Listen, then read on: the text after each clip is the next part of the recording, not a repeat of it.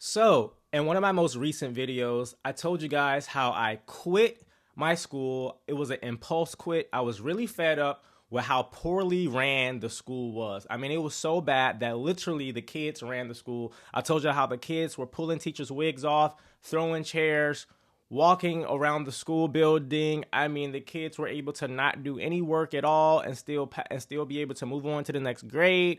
I mean, it was completely unhinged. And I communicated to you guys all the details about why I left that school. And if you did not get a chance to see that video, I'll link it below. But before I start this video, I just want to say thank you to those people who were so supportive in the comments, those teachers who understood exactly where I was coming from. Okay. But I gotta keep you all updated. Okay. So I just want to update you guys on some things. Now, when I made that video, like I said, I quit that school, and I told you how I was like, I don't know if I'm gonna quit teaching for good. I don't know if I'm gonna do something else. I wasn't really clear about what I was gonna do because it was an impulse quit, right? But I was teaching at that school for 3 years, and although I'm still open to leaving education for good, I didn't want to put all of my eggs in that one basket. I didn't want my entire teaching experience to be based off of one school that was poorly ran. I do believe that I'm a great educator, and not only do I believe that, but the proof is in the pudding. My data, what I hear from parents and from teachers, other teachers, and from the students. So I know that I have the potential to just really be a wonderful educator. So with that being said, as soon as I had some free time, y'all, after I quit my last job, your boy was on the hunt. With that being said, I don't play no games. Okay, I started my new school on January 7th. So that's really soon. Happy New Year to y'all, by the way. Happy New Year. Okay, we made it. So that means in about 6 more days, I will start at this new school. But I kind of want to talk to you guys about why I'm feeling optimistic. I'm a little bit more hopeful at this upcoming school in comparison to my last school. The first thing that stood out to me immensely was because, as my educators know, if you're not an educator, with any job, you have to come and interview. So that's exactly what I did. They were interested in my background, and they invited me over for an interview. But as soon as I walked in the building, okay, it was just the hallways were calm. I'm walking past a different classroom. The kids were locked in and engaged. The teachers were teaching. The kids were learning. The kids were doing their work. I was like, okay, all right, like this is refreshing for me. And you're probably like, damn, how was that refreshing? I'm an educator. I'm a teacher. I should be used to learning environments that are calm and focused. No, okay? Because the school that I was at was not a calm and focused environment. It was chaos. And so I was just like, wow, chef kiss to this. I mean, this is a beautiful learning environment. So anyway, I get to my interview process. I'm speaking to the principal and learning more about him. As a quick side note, I have heard some really good things about him from a few people. And as y'all know, my experience at my last school was crazy. So I was definitely more intentional about what type of school that I was going to go on to. If I chose education next, I was like, I have to choose a school that's completely different from my last school. So this school, anyway, this principal has been there for 7 years. He has a really good reputation. And like I said, just coming into that building, seeing how focused and calm the school was a sight to see. I just haven't seen anything like that in a very long time. And then also when I had to demo, as my educators know, when you do a demo, that is a part of your interview process. You have to teach in front of students live. So before the job interview, they send you a lesson plan. You got to internalize that lesson plan. You got to teach. And I taught for 20 minutes to a classroom full of 7th graders. And let me tell y'all, those 7th graders were just truly very respectful.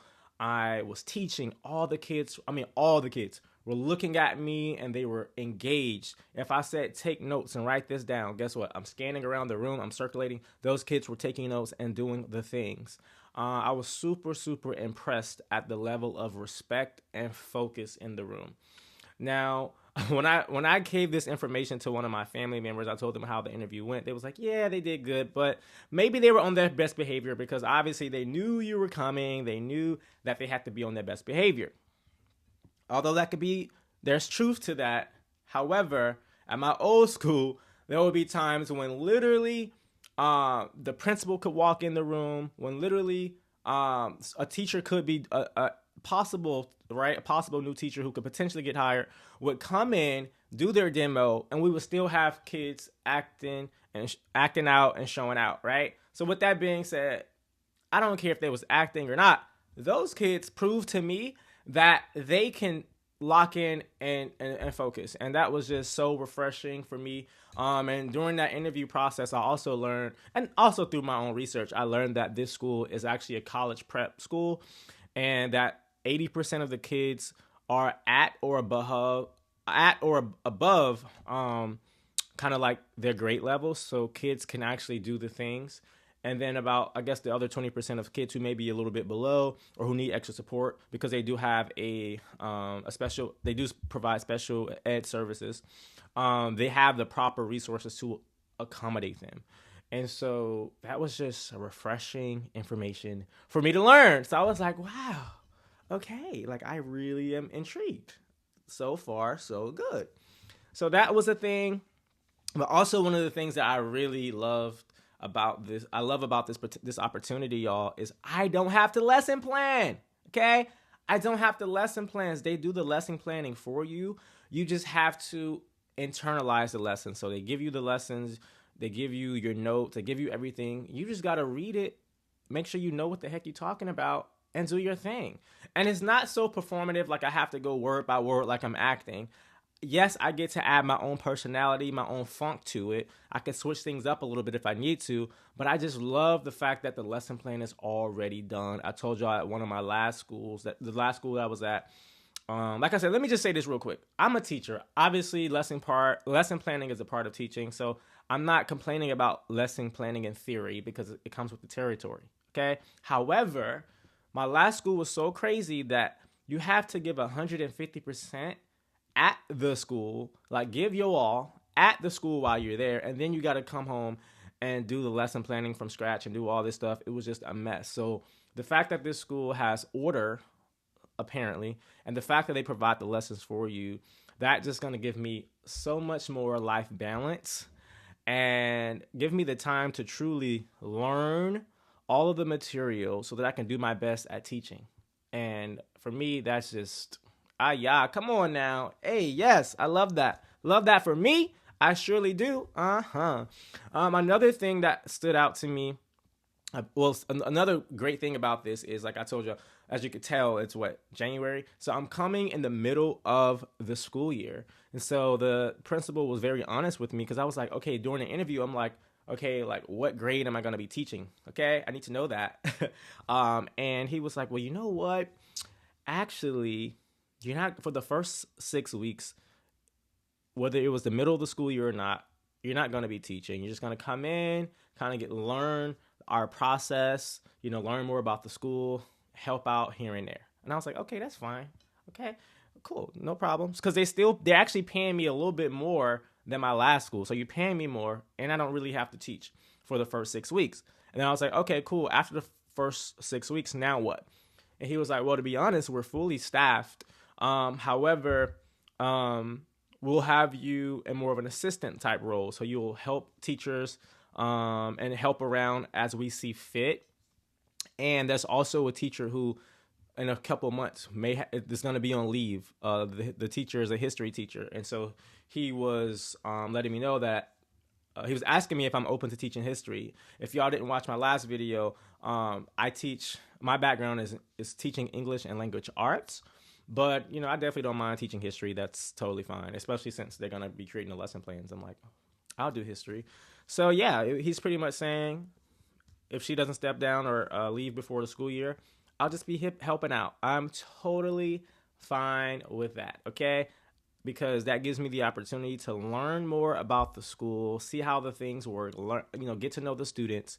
And then if I like this opportunity, if I choose to stay, because I told y'all, I'm done with the fuckery at these schools. I'm at a point where if it ain't bringing me peace, I'm out. But the school seems like a good opportunity, once I return in the fall, that's when I'll officially have a class, according to the principal. So I'm like, listen, that is okay with me. All right. You paying me more than my last school. The school, when I came in, it seemed to be very organized. And I know somebody who worked for this network, and I asked, I know a teacher who works for the network, and I know her and somebody else who work for this network, and they've said nothing but positive things. This school is actually one of the top schools in the network. Like they perform very high.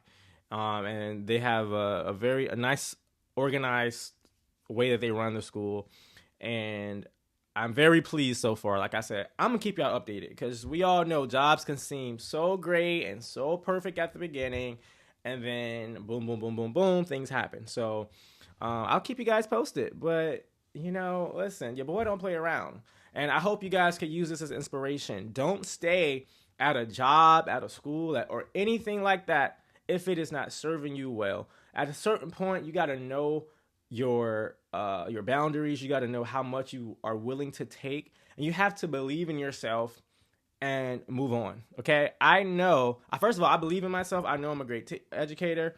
I know that I can rock an interview and get what I need and what I want. Okay, I know how to network and find my next move.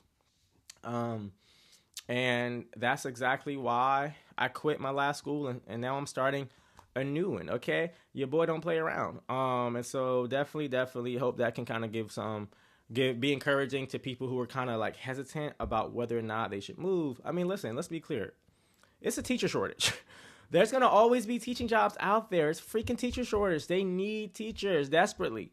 So I really wasn't too concerned about finding my next job, but I'm grateful that I did because, y'all, okay, if I didn't find this job, I was definitely about to be figuring some other things out. Your boy's about to be on just doing the grind. But listen, I'm here. So I'll keep you guys updated. I said updated. I'll keep you guys updated along the journey, letting you know how things go as the days and the months go on. To all of my educators, love you guys. Keep pushing hard. I know the work that we do is hard. It's not easy. But like I said, I'll keep you guys updated. If you like this video, if you support my journey, please click the like button so I can just kind of know that the people are liking it, and comment below. Send me your well wishes. All right. I love y'all so much for watching, especially if you stayed this long. I love you for real. Okay. Oh, look at the hearts. Oh, the love from Juicy. The love from Juicy. Receive it, baby. Receive it. All right, y'all. Peace. Make sure you subscribe, too. Don't forget to subscribe. It's Juicy, real talk, and I'm holding